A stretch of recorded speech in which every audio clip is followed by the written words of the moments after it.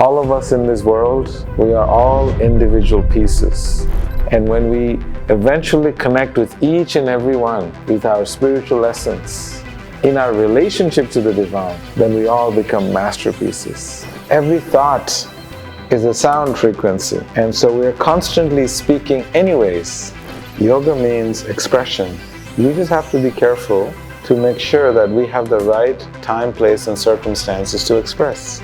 You have a right to say how you feel and what you feel, and not suppress that. Suppression is what causes depression.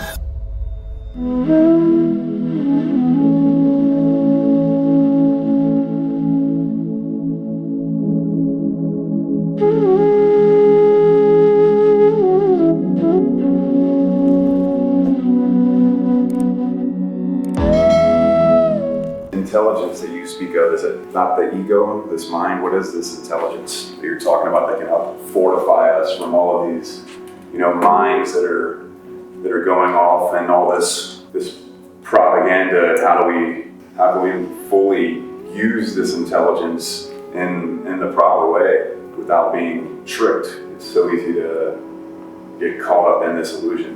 What is this intelligence? It's normal in this world to be caught up in illusion. Intelligence is like this beautiful lamp, a beautiful shining candle, that if you carry this intelligence, this lamp with you, it'll dispel darkness. And where there is light, there is no darkness. And darkness is devoid of light. So that means that our intelligence has to be our constant companion. Sometimes the intelligence is considered to be like the mother, and the mind to be like a child. The child wanders off everywhere, wanting everything in this world and throwing things and throwing tantrums. But what does the intelligence do? The mother simply lets the child throw his tantrums, and then when it's done throwing his tantrums, the mother picks up the baby and says, okay, let's move on to the next.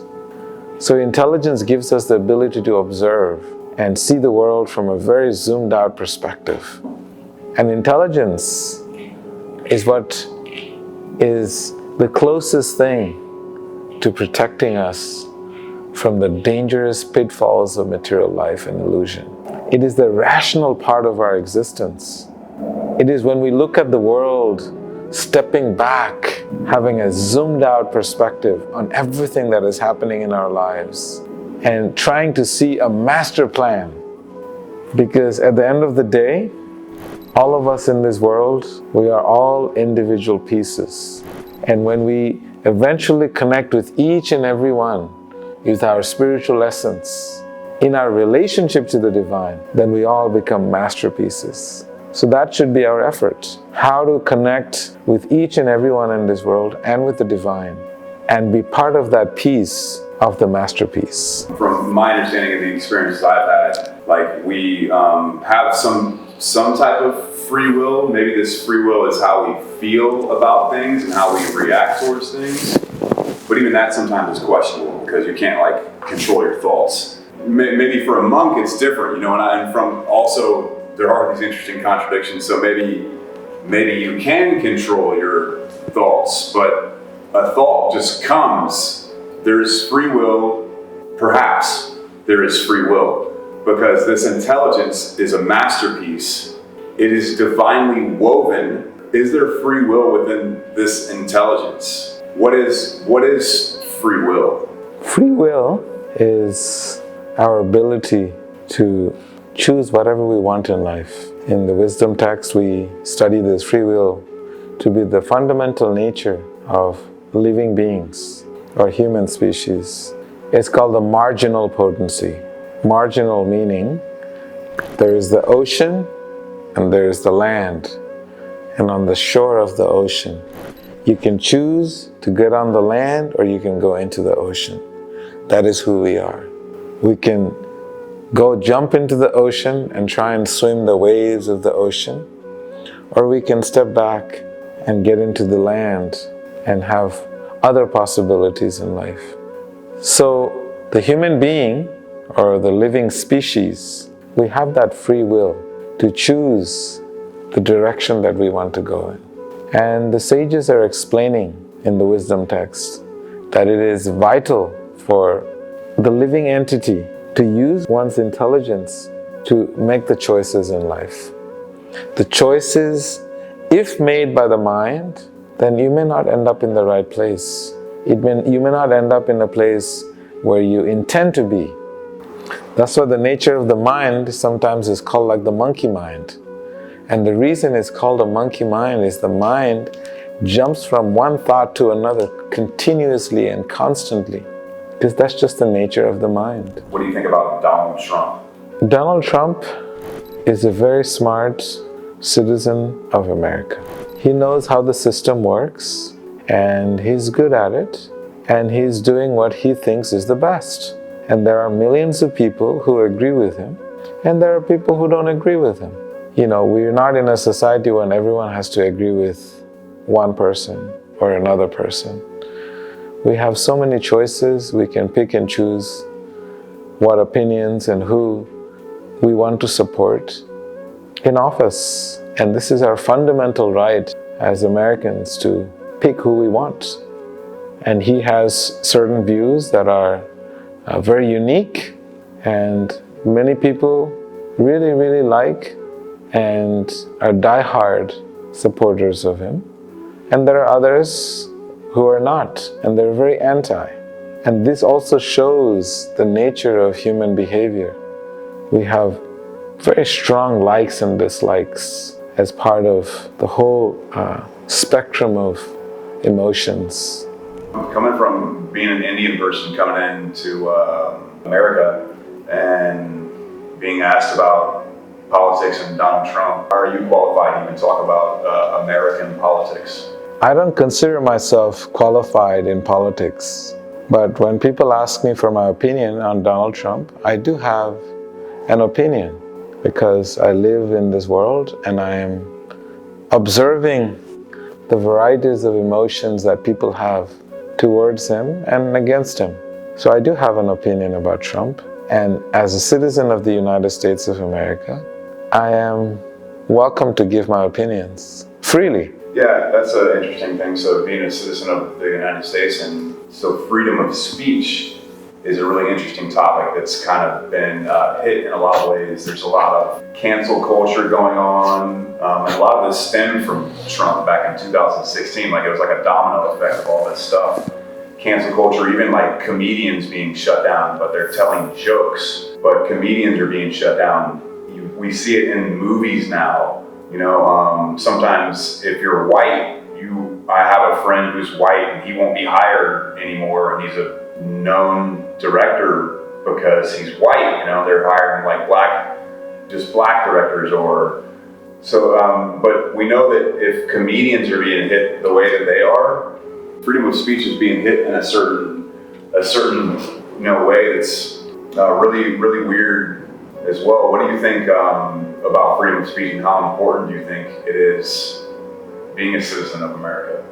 Freedom of speech is something that you cannot suppress, because it will get louder and louder and louder.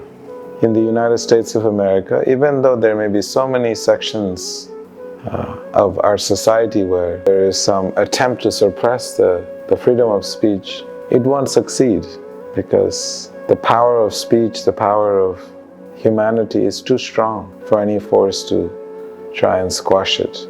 It'll rise up. More than anything is that we should understand, why should we speak? What is the value of what we're saying? That is something that we should always ask ourselves. Because we know that every thought is a sound frequency. And so we're constantly speaking anyways.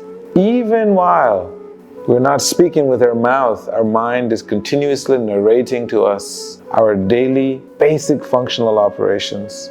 When we wake up in the morning, the mind tells you, oh, you are awake. You are now brushing your teeth. You are taking a shower. You are walking. You're going here. You're going there. This continuous narration is happening in our minds because that's what the mind does. The mind continuously talks and talks and talks. So therefore, when we say something with our mouth, we have to really understand that there is a need for a little bit of a filter as to what goes out into this world and what are sound frequencies of the mind. What are our thoughts? And what we're about to say, is it beneficial to others? These are some fundamental questions that we should ask before we express opinions that are unsolicited and continuously just speak even when not asked to speak, because we're simply wasting the breath that is extremely valuable to us, and even further agitating the mind who is continuously already speaking internally. So why do that to yourself? So these are the questions that I ask the students. Why do you need to speak? What is the value of what is it that you're about to say? Who is it going to benefit? And how will it benefit them? So these are considerations that I urge you to take before we fight for freedom of speech.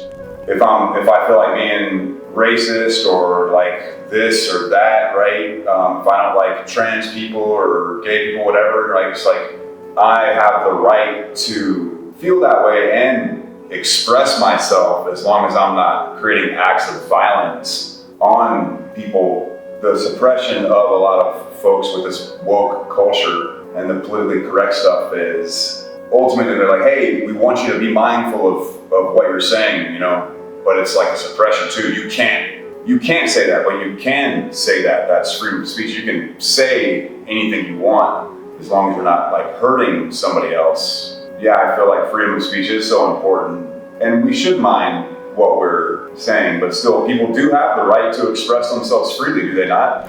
Yoga means expression. We just have to be careful to make sure that we have the right time, place, and circumstances to express. And all of you out there, you know, you have a right to say how you feel and what you feel, and not suppress that. Suppression is what causes depression, because it just piles up more and more and more, and eventually it's like a pressure cooker, or eventually it explodes.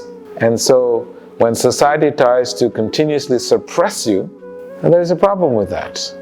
The society is supposed to create a space for you to express. And if the society is continuously trying to suppress you, it's going to cause a lot of damage. So the leaders will create a space for everyone to have room to express. In the yoga texts, we have studied that every country, every kingdom had days and times where grievances were heard and everybody got to freely express anything and everything that they felt inside, free of judgment. So yes, why should you be suppressed from expressing yourselves? But I always urge the students, please think about what you're going to say, where you're going to say it, and how it will benefit someone else. That is the best use of freedom of speech, to benefit others.